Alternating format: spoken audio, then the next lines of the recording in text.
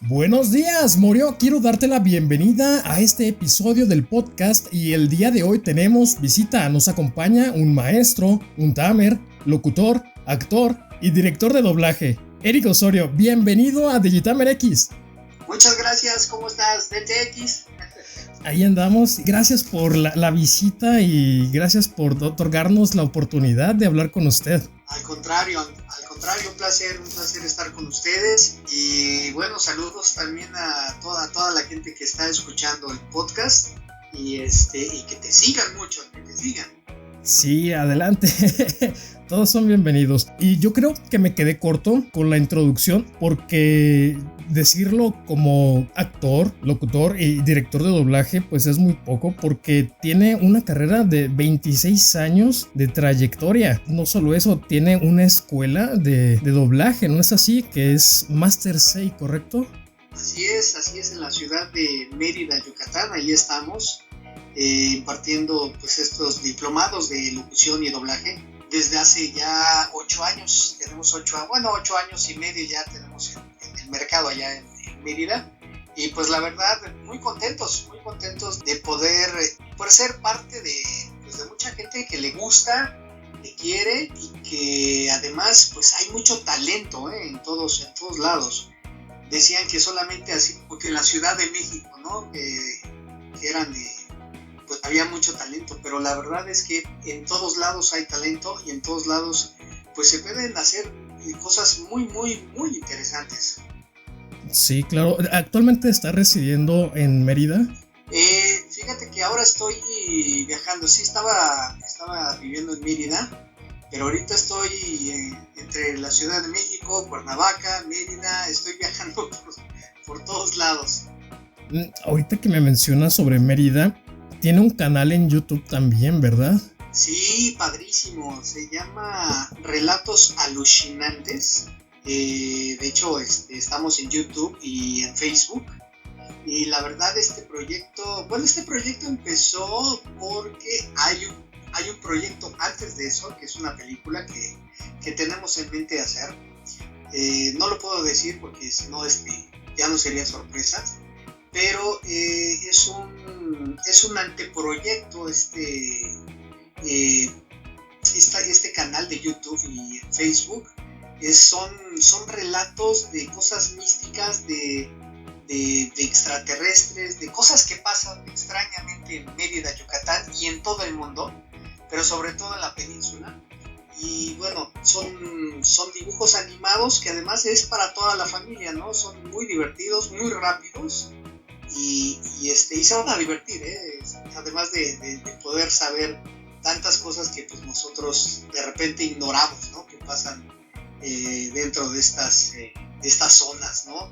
Mágicas. Sí, claro, de hecho porque ya me volví adicto al canal y a los videos, porque ves uno y te quieres aventar todos los que siguen, porque son historias, justamente como menciona, como que son relatos que te contarían tus abuelos sobre la cultura y se vuelven como tétricos, como tienen ese ambiente de mitología. Exacto, eso es parte de la cultura, vaya, no solamente te digo de la península de Yucatán, sino de muchas partes del mundo, ¿no? Digo, empezamos con la cultura maya o de la península de Yucatán porque hay muchas historias muy interesantes, medias tétricas algunas, y bueno, estos personajes la verdad es que son muy curiosos, ¿no? El Pibil, que es un puerquito, y es un alush, que los alushes allá son como gnomos, ¿no? Como duendecitos que hacen pues travesuras, y ese es uno de los personajes que también pues cuentan las historias, narran las historias de estos relatos tan místicos, tan interesantes. Sí, hablando de personajes que ya lo que está interpretando, también se ha aventado Doko de Libra con Caballeros del Zodiaco en el Santuario de Hades, el emblemático de Takato Matsuki, Duo Maxwell en Gundam Wing, pero lo que me llamó la atención aquí y me parece interesante es que se aventó la dirección de la temporada 3 de Padre de Familia. Sí, No, hombre, es que es una serie Sí. Que bueno, la verdad es que yo doy gracias a Dios que tuve la oportunidad de dirigir esta tercera temporada. Sí. Y con excelentes actores y bueno, obviamente con el señor Jesús Barrero, que en paz descanse, que hacía Peter Griffin, ¿no? Que era el padre. Una serie que bueno, la verdad a mí me dejó mucha experiencia. ¿Fue su primera dirección para una serie? No, yo ya estaba dirigiendo series como Riva, series como... Ay, se me fue, pero varias series ya estaba dirigiendo. No fue la primera.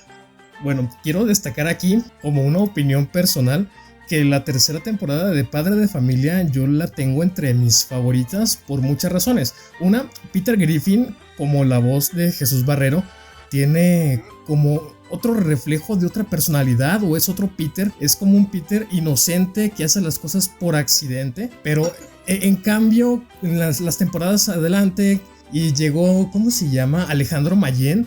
Esa es una voz como de un Peter desgraciado, como de un Peter que hace las cosas a la mala.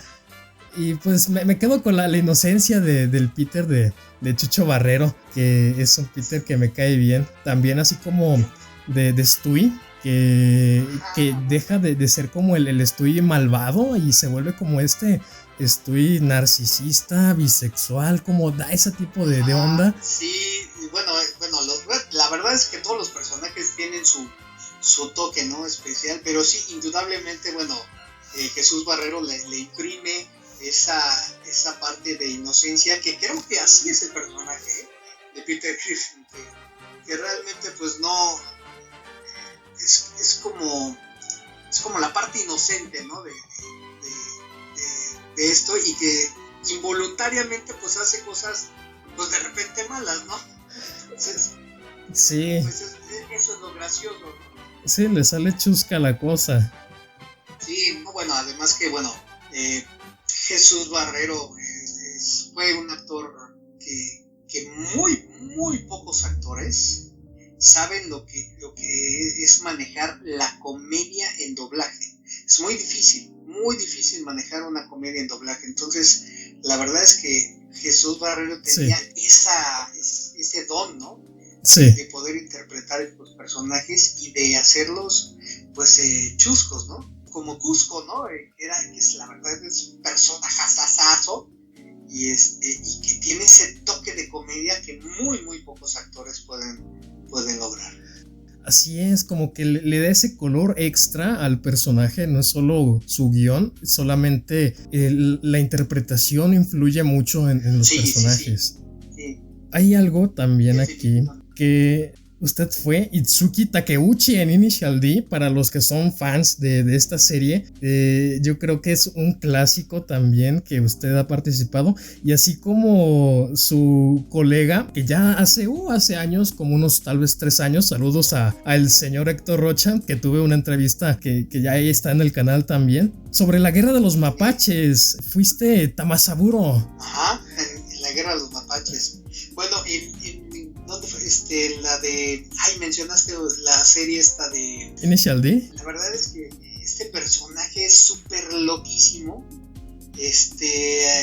Era un personaje que reía, lloraba, hacía berrinche. No, era un personaje padrísimo. Fue dirigido por Rafael Quijano, un gran director de doblaje. Y me divertí muchísimo, ¿no? Y en la guerra de los mapaches, dirigida también por Adriana Rodríguez, cuando yo recibí el llamado, la verdad es que uno de repente va al llamado y no sabe cuál es la dimensión de estas series, ¿no? Que de repente Initial D, que a lo mejor no fue tan famosa como Los Caballeros del Zodiaco, ¿no? Pero estos personajes son icónicos, ¿no? Son tremendos, la verdad es que te llegas a enamorarte. Yo creo que es parte de las series de culto que en algún momento vas a ver sí o sí. Y también me entró esta duda. ¿No te ha dado curiosidad cómo se ha desempeñado, cómo queda el trabajo final y te hayas aventado a ver esta serie o la película como para verte o escucharte de qué tal estuvo? Sí, fíjate que, bueno, lo hacía antes, ya no tanto. Y de repente me dicen de las series o de las películas que he grabado y de repente, pues, híjole, de repente grabas tanto o grabas tantas series o tantos personajes que la verdad, híjole, es demasiado, ¿no? Y tener el tiempo como que para disfrutarlas. Pero bueno, definitivamente, pues sí me eché Digimon. Me eché la serie de Digimon, me eché la de las Seiya, me eché igual la película de El ataque de los mapaches, o los mapaches, no me acuerdo cómo se llama, perdón. Pero sí, varias películas y sí hay personajes que te digo, la verdad es que a veces Sí. haces tu trabajo con mucho amor, con mucho cariño y de repente pues verte en la pantalla pues es gratificante, ¿no? Y sobre todo también el hecho de pues de verlo, no quisiera ser presuncioso, ¿no? Pero más como, mucho más humilde como para ver, mira, aquí lo pude haber mejorado, ¿no? Pues siempre hay algo mejor que hacer, ¿no? Creo que esa es la parte en donde el actor o la actriz, el actor, pues tenga esa capacidad de poder pues educar tu voz, educar tu espíritu, ¿no? Y de poder saber si lo hiciste bien, si lo hiciste mal, porque hay algunos tus personajes que de repente dices, ay, mamacita, no, mejor bórrenlo, ¿no? Porque pues a lo mejor no te quedaba tanto, no estuvo tan bien cuidada, es parte del show. Ya, puede que a la mera y se haga como una escena icónica, por ejemplo, en la película de Loco por Mary, en el que solamente apareces como el sujeto de, ¿cómo le llaman? De los abdominales en 7 minutos. Para mí es un clásico. Yo veo la película por 2 escenas, por el cierre y por el hombre de abdominales en 7 minutos. Sí, la verdad es que fue un personaje muy pequeño, pero fíjate cómo lo han mencionado sí. mucho, ¿no? Esos personajes. Por eso se dice que ningún personaje es pequeño, ¿no? Sino cada personaje pues debes imprimirle pues esa parte actoral, ¿no? Y de poder hacer tu trabajo lo mejor posible, aunque sea un loop, ¿no? O sea, unas palabras o una intervención. La verdad es que debes llegar pues con toda tu energía y dispuesto a crear pues diferentes personajes. Pero aparte de personajes, como mencioné en la introducción, eres locutor de radio. ¿Cuál es la diferencia que tú encuentras al momento de expresarte? Tanto como estar en un micrófono para hablar a un público que te está escuchando en vivo o para expresarte en la interpretación de un personaje. Mira, creo que la voz es tan mágica, tan poderosa, que si tú realmente pues, te preocupas para educarla como debe ser, puedes llegar a estas disciplinas, ¿no? A estos mensajes, como por así decirlo. Sí, la locución en cabina es totalmente diferente al doblaje, pero la locución en cabina, bueno, en los personajes que a mí me tocó, porque realmente fue un personaje, el Moyote en La Mejor FM, pues era un personaje irreverente, ¿no?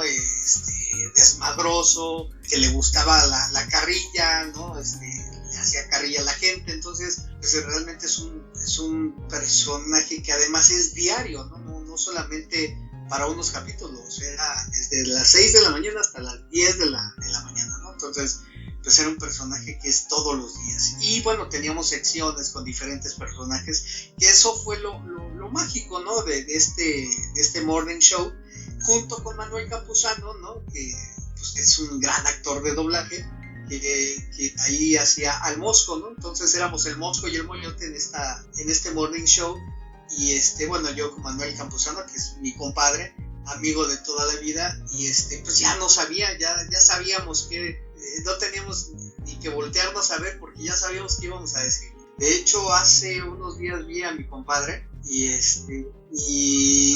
de repente nos hablábamos y dije, oye, ¿a poco no extrañas, no? Pues estar al aire juntos, ¿no? Y la verdad es que, bueno, fueron 5 años maravillosos que nos la pasamos muy bien, conocimos muchísima gente, conocimos lo que puede hacer la radio ¿no? Para bien y para mal, ¿no?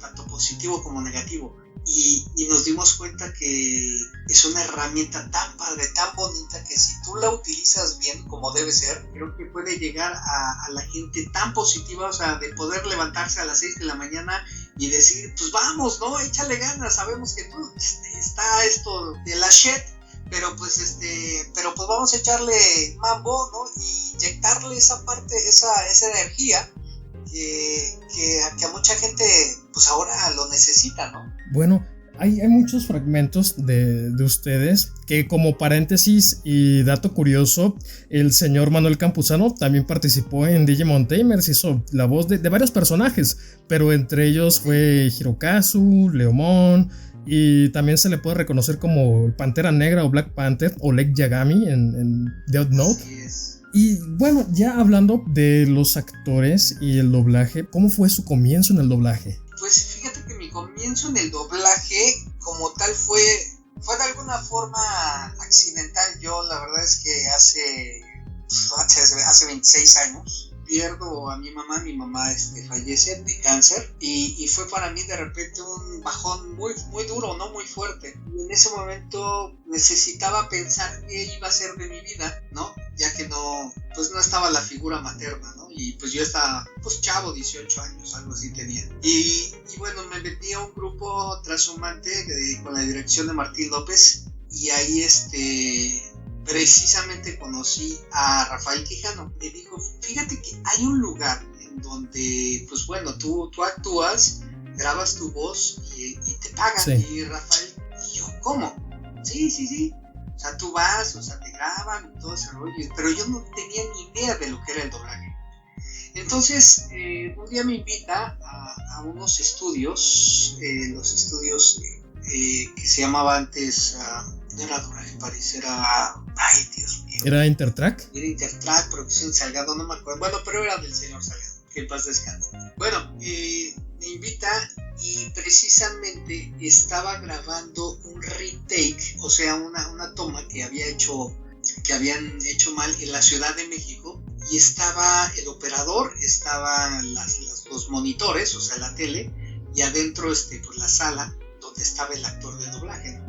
Me asomo y de repente pues estaba un personaje pues que todo mundo conoce, que es un dinosaurio morado, y de repente pues estaba escuchando esa voz, ¿no? Estaba, ay, hola, ¿cómo estás? Ay, súper esto. Yo decía, ¿cómo? A ver, ¿qué es esto? Y dije, o sea, el actor interpreta el personaje, o sea, caracteriza el personaje y lo hace suyo. O sea, fue así un shock. Esto es lo que quiero hacer para toda la vida. A partir de ahí pues me enamoré del doblaje, ¿no? Y empezamos pues bueno, con cursos, con Olga Donadío, el señor Carlos Becerril, José Carlos Moreno, que en paz descanse. Pues bueno, fueron mis padrinos, ¿no? Alicia Jiménez, bueno, tantos actores de tantos años y con tanta experiencia, y que además nos inyectaron pues ese amor a esta disciplina, al doblaje, y poder pues seguir como que sus pasos, ¿no? Su enseñanza, sus métodos. Muchos quisieran tener esa suerte de llegar y decir, aquí están grabando o aquí se dedican a doblar personajes, y así sí. Que tú llegues y, oye, ¿de qué trata esto? Sí, no, impresionante. De hecho, fue uno de los motivos o de las cosas que me hicieron pensar en hacer pues una escuela, una formación, ¿no? Ya mucho más en forma, para poder darles pues estas herramientas, ¿no? Y de que quieran y puedan hacer doblaje. Digo, hay mucha gente que lo toma porque pues no puede hablar, se le dificulta comunicarse, digo, muchas cuestiones, ¿no? De seguridad, etcétera. Pero además, pues bueno, se quedan fascinados de cómo puede ser posible hacer doblaje, ¿no? Con todas estas herramientas de la voz. Ay, Eric, vente a Guadalajara. No, hombre. No, de hecho, digo, la verdad es que hemos estado por varias partes, no solamente en Mérida. De repente hacemos cursos o diplomados o talleres, ¿no? Hemos hecho en la Ciudad de México, en Campeche, en Cancún, pues en varias partes de la República, ¿no? Pues son herramientas que te van a servir, ¿no? No solamente para el doblaje, sino para la locución, para hacer podcast, canales de YouTube, etcétera. Sí, es muy útil porque te desenvuelves. De hecho, te mencioné hace que unos 3 años hice esta entrevista con el señor Héctor Rocha, que muchas gracias por toda esa paciencia, porque yo era otra persona. Tal vez no me desenvolvía o no encontraba, todavía estoy en ello, estaba como que desarrollando mi identidad detrás del micrófono. Me ganaba el fan que llevaba y decía, Dios mío, estoy hablando con Marcus Damon. Y pues tuvo mucha paciencia el señor Rocha y ahí está la entrevista. Un señorón, además, un señorón. Sí, y pues con lo que me mencionas de que se dan sus viajes e imparten en distintas partes de México, ¿cómo ha estado el trabajo gracias a esta pandemia que no ve un fin? Ha sido complicado, muy complicado. De hecho, se empezaron a abrir como que de repente se abrieron como muchos talleres así de hacer doblaje en línea. Es muy complicado hacerlo en línea. La verdad es que a mí ahora sí que no me place, ¿no? No es lo mismo hacerlo presencial que hacerlo en línea, porque hay muchas situaciones o muchas cuestiones actorales que necesitan fuerza como herramienta para poder hacer este tipo de disciplinas. Entonces, se dificulta un poco. La verdad es que nosotros estuvimos muy poco en línea y pues empezamos a hacerlo ya presencial, ¿no? Ya con todas las cuestiones de sanidad y precauciones, ¿no? Pero sí, es muy difícil. Fue muy difícil, fue un año muy difícil, pero pues afortunadamente pues la gente siguió ahí y la verdad pues estamos todos a salvo. Gracias a Dios. Porque no es lo mismo recibir, ya sea que estás en una clase de medicina y estés en una videoconferencia, pues no trata de lo mismo. No es lo mismo que estés en una clase tal vez de psicología y nada más estás escuchando a tu maestro. Yo creo que también influye mucho en una clase de actuación o doblaje. Esto mismo también aplica. Claro, sí, creo que hay disciplinas que, pues, como medicina, ¿no? Definitivamente, ¿cómo vas a operar en línea, ¿no? Menos que sea virtualmente. O sea, la verdad es que es complicado. O sea, sí se puede lograr, pero no es lo mismo, ¿no? O sea, realmente no es lo mismo. ¿Cuáles son las dificultades para hacer doblaje? Como si alguien entrara al doblaje, o sea, tocara la puerta, oiga, yo quiero hacer doblaje. Sí. Mira, el medio de la comunicación es muy cerrado, es muy difícil, de repente es muy complicado el tocar la puerta sin tú tener ninguna noción de lo que es el doblaje o la actuación o la locución. Es complicado. De hecho, por eso quisimos crear una escuela para precisamente eso, ¿no? O sea, que no fueran los alumnos o los chavos o la gente sin herramientas, ¿no? Sin poder llegar a tocar puertas. Es que yo quiero ser actor, ¿no? O yo quiero ser locutor.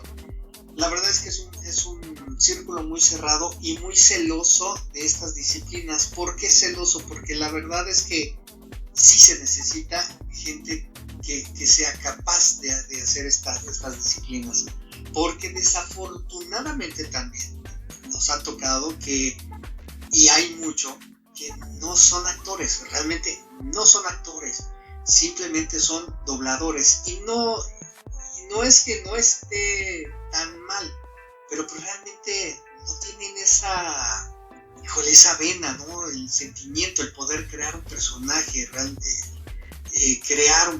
simplemente, pues tiene una voz bonita, que haga doblaje, ¿no? Ya lo meten, ¿no? A la primera. Y la verdad es que no, o sea, realmente se necesita un estudio, o sea, se necesita capacitarse, o sea, se necesita estudiar la voz. No es enchilame esta torta, ¿no? Y por eso mismo esto se malbarata, ¿no? O sea, se prostituye, en lugar de que, bueno, haya gente más preparada para poder hacer este tipo de disciplinas poder hacerlo bien. Bueno, no es solo porque tengas una voz bonita y que te digan, oye, tu voz es muy linda, ¿qué tal si haces doblaje? No trata de eso, es meterle interpretación, estar en el personaje. Sí, o sea, mira, todas las voces sirven, ¿no? Siempre lo he dicho, todas las voces sirven. Lo que pasa es que no hay voces educadas, ¿no? Hay voces preciosas, o sea, que su timbre de voz es tan hermoso, o sea, tan precioso, tan agradable, sí, ¿no? Al oído, pero no es todo, realmente no es todo, o sea, sí hay un proceso, sí hay un aprendizaje, sí hay un método para poder aprenderlo, y eso es lo que se necesita en el doblaje. Una vez que ya estás dentro del medio, de este círculo que mencionas, en tu perspectiva, lo que has vivido, ¿cuál ha sido tu mayor reto? ¿Desde un personaje o desde alguna meta o objetivo que buscabas? Mi mayor reto, fíjate que siempre he buscado o siempre me ha llegado afortunadamente proyectos muy padres, muy bonitos, y cada día que trabajas en esto pues entregas el corazón y el alma, así como decir, híjole, es que yo quisiera esto. Creo que mi mayor ilusión sería poder hacer una película de animación desde principio a fin. Tenemos, te digo, un proyecto ahí de cine que tenemos ahí medio barato. Digo, no barato, lo que pasa es que se necesita mucha lana para hacer una producción de cine, pero estamos en el camino, ¿no? Sabemos que en algún momento se va a abrir el espacio o el camino para poder crearlo o poder producirlo, y creo que sería eso, ¿no? Mi meta sería hacer esta película que además, pues el guión, déjame decirte que es hermoso, es precioso. Entonces, digo, si alguien nos está escuchando y quiere patrocinar, pues llámenos.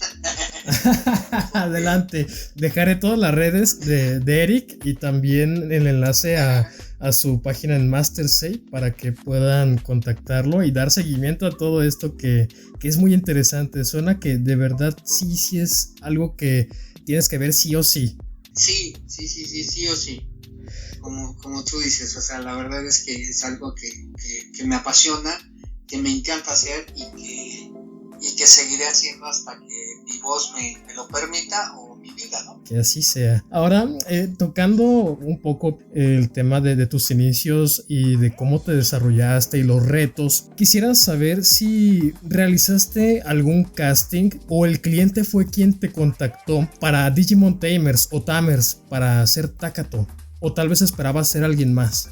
Este proyecto llegó a Doblajes París y si no me recuerdo, yo creo que yo hice yo grabé los castings y porque la iba a dirigir Gustavo Rocha, si no mal recuerdo. O sea, él empezó a dirigirla, después terminó haciéndola Mariana Gómez, una gran directora. Si no mal recuerdo, yo hice el casting de Digimon Tamers. Entonces, pues bueno, estos niños casté a todas las voces.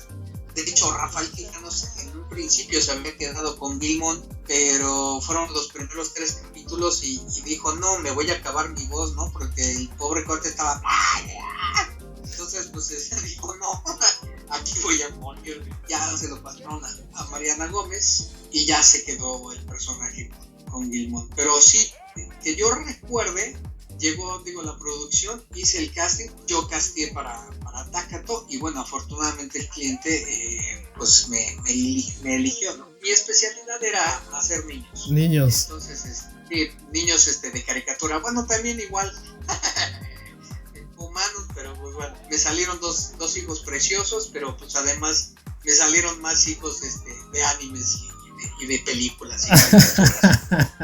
Ya que mencionas sobre la voz y interpretar voces de niños, ¿cómo diste con la voz de Takato? Porque yo te he escuchado y es muy peculiar. Takato tiene ese tono en tu abanico de voces que digo, pues es simplemente Takato. Este chamaco travieso, chillón, porque además es un chillón. Creo que me atrapó desde el principio cuando yo vi la serie, cuando quizás hicimos el casting, el personaje me atrapó tanto por su forma de ser, ¿no? Además, bueno, de ser pues o llorón tenía una nobleza tan padre, tan bonita, ¿no? Que realmente pues la amistad era lo que le importaba. Entonces, pues bueno, creo que parte de su personalidad también yo la tenía y se hizo un engrane, ¿no? Mi voz y el personaje. Y creo que, bueno, también a la gente, de repente hay gente que tampoco le gusta, ¿no? De Takato, el personaje de Takato, por ser tan chillón, tan pelinchudo, no sé, ¿no? Pero bueno, para gustos hay de todo. Sí, bueno, yo creo que les molesta porque es un personaje, en comparativa con otros protagonistas, es un niño, no es como que te están presentando al personaje clásico héroe o al que no tiene miedo o al que pues hace las cosas para un fin, sino que él se expresa muchas emociones, expresa temor, frustración, el desconcierto de no saber qué hacer con un Digimon y pues para mí es muy humano. Exactamente, creo que el personaje de Takato por eso es tan querido de repente, porque es muy humano, no es el clásico héroe, ¿no? O sea, realmente sí no así como que, ay, sí, un Digimon, ¿no? Vamos a combatir contra los malos. No, realmente, o sea, el chavo sufre porque de alguna forma le llegó el poder, ¿no? O sea, poder crear ese Digimon. La amistad que hace con Digimon, ¿no? O sea, es una amistad padrísima, ¿no? Que bueno, en los últimos capítulos, si no es que en el último capítulo, cuando se despide de Digimon, pues es una escena que no solamente los fans lloraron, sino uno como personaje o como actor, lloramos, ¿no? Cuando se despidió de Digimon, yo lloré, o sea, realmente, si tú escuchas la escena, realmente sí, yo estaba llorando porque se iba Digimon y quién sabe cuándo lo iba a poder hacer. El momento. Sí, y mira, fíjate cuántos años después pasaron y no sé si supiste que Ichi Studios hizo unas secuelas que nunca se doblaron de Digimon Tamers y volver a representar este personaje para mí fue, volver al pasado, ¿no? Que además fue algo así de, no, espérame, pues yo ya tengo 40 y tantos años y eso lo hice hace como 20 y tantos años, ¿no? O sea, realmente pues la voz pues madura, cambia, se modifica, pero tuve buenos comentarios, la verdad dijeron, es que es el mismo, ¿no? O sea, la misma sintonía, el mismo carisma, el alma que tenía Takato, se imprimió otra vez en estas series. Sí, yo lo escuché y de verdad quedó increíble. Me entró esa duda sobre, ya pasaron los años, el tiempo, y es una voz que no es una voz natural tuya, sino que estás haciéndola aguda. ¿Cómo haces para recordarla? Fíjate que me costó trabajo al principio, ¿no? Volver a recordarla, me costó trabajo los primeros 3 diálogos, porque te digo, el niño se deja querer, ¿no? Digo, no es como Michael, ya no estoy hablando como Michael, el niño se deja querer, o sea, se deja amar, entonces realmente volver a encontrarlo fue difícil los primeros tres parlamentos para recordarlo, ¿no? Y después pues ya me fui como gorda en tobogán, o sea, ya súper rápido, ¿no? La verdad es que tuve la fortuna de poder interpretarlo y también yo me fui para atrás cuando ya lo escuché, dije, oye, no manches, no cambió, ¿no? O sea, se escucha igual el chamaco. Te volviste a reencontrar. Bueno, aquí sí. Hablando de esta interpretación, y siempre he querido hablarlo con alguien, son como ese tipo de fantasías que tú dices, si algún día llegara a hablar con alguien relacionado, lo voy a hablar. Y es sobre el tema del mexicanismo en Tamers. Sobre el tema de la leche de burra con popote, de te pusiste como camarón, comiste chile piquín, o quién podrá salvarnos. Son como ese de, bueno, no fue en todos los capítulos, creo que solamente fue como unos 4 tal vez, del 26 al 32 justamente. Y pues a mí de niño no me molestó, pero sí me sentí así como que, oye, ¿por qué saben hablar como mexicano?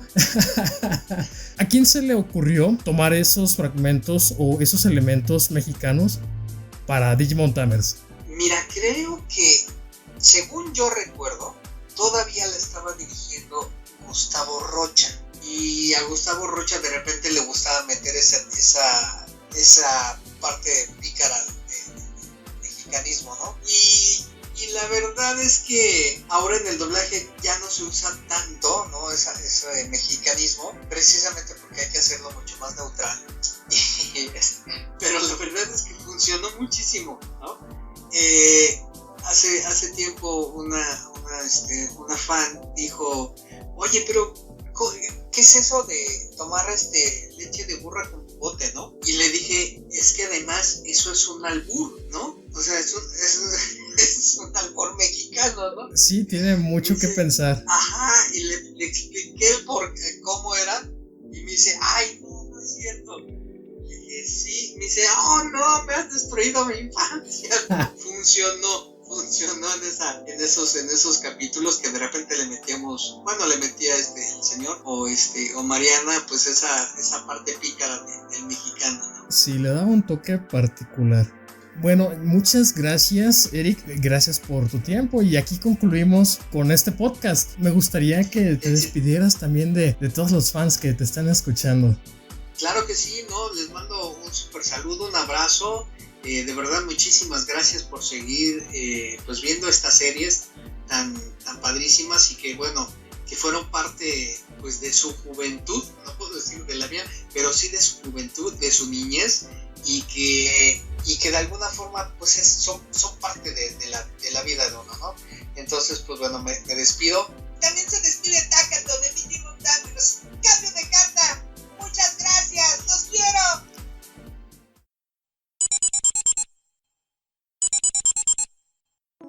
Y así damos por concluido la 6ª edición de este podcast, pero antes quisiera complementarlo con algo que quiero decir referente a lo que escuchamos. Es que 1 y 1000 veces que pueda llegar a contactar al señor Eric Osorio, esas 1000 veces voy a estar agradecido con él. Y también quiero agradecer a la página en Facebook llamada Denshikai. Síguelo adelante porque están realizando un proyecto grande también relacionado a Digimon. Y esta persona fue quien se encargó de contactarme antes que nadie con el señor Eric Osorio. Que este señor es un señorón en todo el sentido de la palabra. ¿Y qué te puedo decir? Palabras no, porque las palabras se las lleva el viento o se te pueden olvidar de aquí al día de mañana. Más bien son los actos lo que ha hecho este señor, lo que ha marcado la diferencia, porque se ve que es algo que le apasiona. Siempre está con algo en mente, siempre está realizando algo, tiene proyectos, como por ejemplo lo que habíamos hablado, de que tiene un canal en YouTube. Dale like, suscríbete, mira todos sus videos, son interesantes. Y bueno, te invito a ver mi otro contenido. Por allí tengo podcast, tengo información sobre el mundo Digimon, y por ahí también mencioné que tengo la entrevista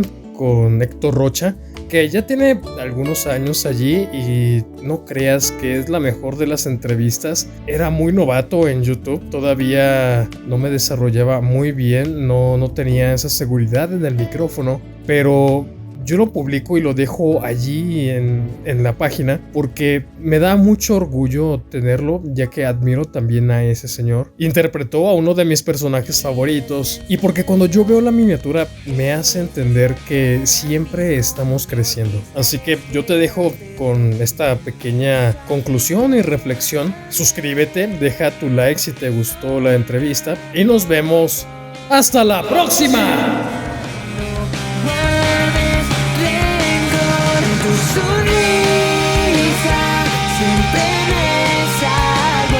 Quiero hacer lo que pueda por salvarte. Ya no llores porque estoy aquí. Solo di lo que sientes.